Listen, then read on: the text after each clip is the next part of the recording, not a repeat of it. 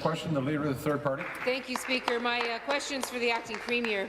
Public libraries are one of the great equalizers. Everyone can go into a public library, take out a book, use the internet, access important services like English language classes. The Toronto Library has been told that their provincial funding will be cut by 20%. Why is the Liberal government cutting libraries, Speaker? Deputy Premier. For tourism, culture and sport. Sir, Tourism, Culture and Sport. Thank you, Speaker, and I want to thank the member opposite for her question. You know, Speaker, it's always a pleasure for me to stand in this House and talk about the robust support that our government has been providing to libraries since 2003. You know, Speaker, over $3.5 billion for our public and First Nations libraries in 2015-16 alone. Happy to announce, Speaker, that our budget, which I hope the member opposite will support, but I suppose she won't, contains supports for libraries, Speaker, over $1 million in funding. And why is that, Speaker? Because the people of Ontario join with this government and the members on this side of the House in supporting libraries, because they're fundamental to Ontarians and to our future, and that support will continue. Thank you, Mr. Speaker. Supplementary.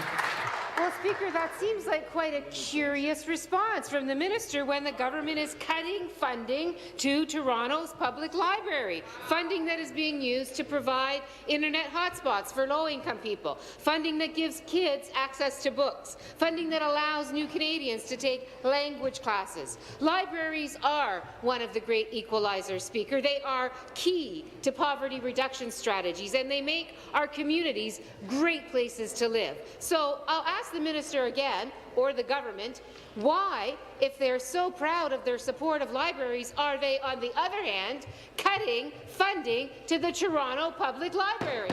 Thank you. Minister.